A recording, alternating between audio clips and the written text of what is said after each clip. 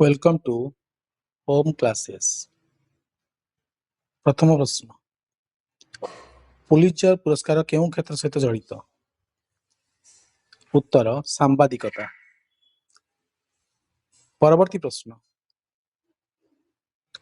ପାରସ୍ୟ ଉପସାଗର କେଉଁ ପ୍ରଣାଳୀ ଦେଇ ଆରବ ସାଗର ସହିତ ସଂଯୁକ୍ତ? ଉତ୍ତର ହରମୁଜ ପ୍ରଣାଳୀ। ପରବର୍ତ୍ତୀ ପ୍ରଶ୍ନ, ବାନ୍ଧବଗଡ଼ ଜାତୀୟ ଉଦ୍ୟାନ କେଉଁ ରାଜ୍ୟରେ ଅବସ୍ଥିତ?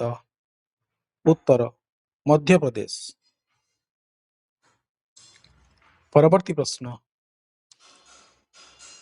କେଉଁ ଦେଶରେ ସବୁଠାରୁ ଅଧିକ ଦ୍ୱୀପପୁଞ୍ଜ ଅଛି? ଉତ୍ତର ସ୍ୱିଡେନ। ପରବର୍ତ୍ତୀ ପ୍ରଶ୍ନ, ବିଶ୍ୱର ସର୍ବବୃହତ ଜଳପ୍ରପାତ ଆଞ୍ଜେଲ ଜଳପ୍ରପାତ କେଉଁଠାରେ ଅବସ୍ଥିତ? ଉତ୍ତର ଭେନେଜୁଏଲା। ପରବର୍ତ୍ତୀ ପ୍ରଶ୍ନ, ଏକମାତ୍ର ପତାକା ଯେଉଁଥିରେ ଚାରିପାର୍ଶ୍ୱ ନାହିଁ? ଉତ୍ତର ନେପାଳ। ପରବର୍ତ୍ତୀ ପ୍ରଶ୍ନ, ଆମ କାନରେ କେତେ ଗୋଟି ହାଡ଼ ଅଛି? ଉତ୍ତର 3 ଗୋଟି। ପରବର୍ତ୍ତୀ ପ୍ରଶ୍ନ, ବିଶ୍ୱର ପ୍ରଥମ କୃତ୍ରିମ ଉପଗ୍ରହର ନାମ କଣ? ଉତ୍ତର ସ୍ପୁଟନିକ 1। ପରବର୍ତ୍ତୀ ପ୍ରଶ୍ନ,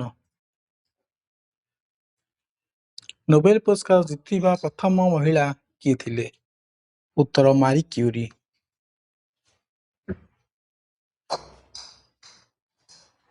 ପରବର୍ତ୍ତୀ ପ୍ରଶ୍ନ, ଜାତିସଂଘ କେଉଁ ବର୍ଷ ପ୍ରତିଷ୍ଠିତ ହୋଇଥିଲା? ଉତ୍ତର 1945 ମସିହାରେ।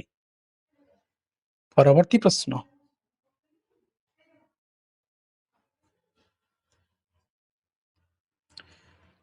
ପ୍ରଥମ କମ୍ପ୍ୟୁଟର ଭାଇରସର ନାମ କଣ? ଉତ୍ତର କ୍ରିପର। ପରବର୍ତ୍ତୀ ପ୍ରଶ୍ନ, ଓଜନ ଅନୁସାରେ ବିଶ୍ୱର ସବୁଠାରୁ ଦୁର୍ଲଭ ଏବଂ ମହଙ୍ଗା ମସଲା କଣ? ଉତ୍ତର ସାଫ୍ରନ।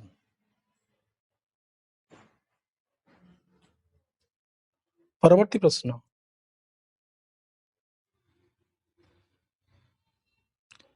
କେଉଁ ଦେଶ ସବୁଠାରୁ ଅଧିକା ଫିଫା ବିଶ୍ୱକପ୍ ଜିତିଛି? ଉତ୍ତର ବ୍ରାଜିଲ।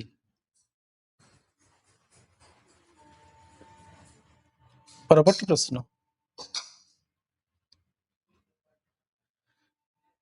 କେଉଁ ସହର ଭାରତର ପ୍ରଥମ ଭିକାରୀ ମୁକ୍ତ ସହର ହୋଇପାରିଛି? ଉତ୍ତର ଇନ୍ଦୋର।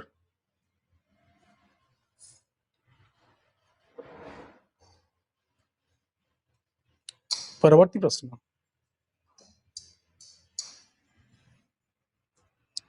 ଆନ୍ତର୍ଜାତୀୟ ଜୈବ ବିବିଧତା ଦିବସ କେଉଁ ତାରିଖରେ ପାଳନ କରାଯାଇଥାଏ?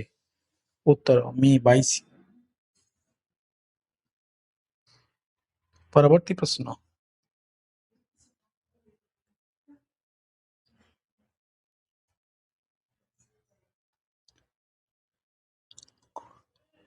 ଆମେରିକାର ରାଜଧାନୀର ନାମ କଣ? ଉତ୍ତର ୱାସିଂଟନ ଡିସି।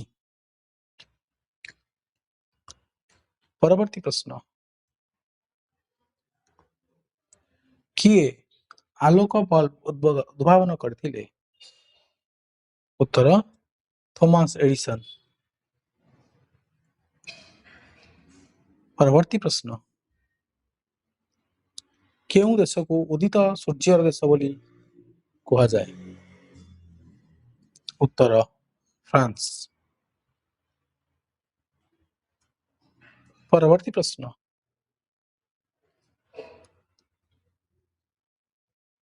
2008 ମସିହାରେ କେଉଁ ଦଳ ପ୍ରଥମ ଇଣ୍ଡିଆନ ପ୍ରିମିୟର ଲିଗ୍ ଜିତିଥିଲା?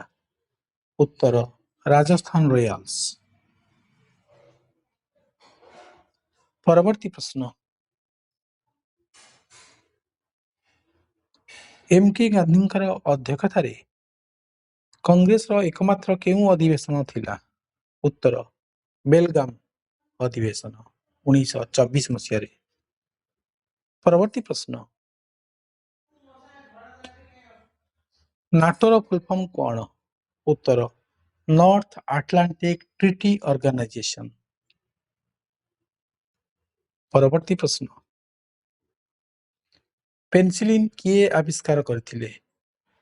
ଉତ୍ତର ଆଲେକ୍ଜାଣ୍ଡାର ଫ୍ଲେମିଂ।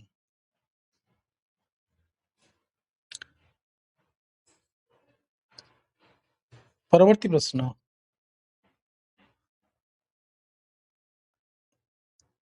ଆଧୁନିକ ପଦାର୍ଥ ବିଜ୍ଞାନର ଜନକ ଭାବରେ କିଏ ଜଣାଶୁଣା? ଉତ୍ତର ଆଲବର୍ଟ ଆଇନଷ୍ଟାଇନ। ପରବର୍ତ୍ତୀ ପ୍ରଶ୍ନ, ମହାକାଶରେ ପ୍ରଥମ ମହିଳା ମହାକାଶଚାରୀ କିଏ? ଉତ୍ତର ଭାଲେଣ୍ଟିନା ତେରେସ୍କୋଭା। ପରବର୍ତ୍ତୀ ପ୍ରଶ୍ନ,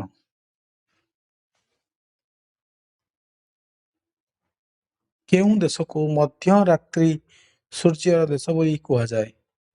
ଉତ୍ତର ନରୱେ। ଦର୍ଶକ ବନ୍ଧୁ, ଭିଡ଼ିଓଟି ଭଲ ଲାଗୁଥିଲେ ଦୟାକରି ଲାଇକ୍, ସେୟାର ଆଉ ସବସ୍କ୍ରାଇବ କରିବେ।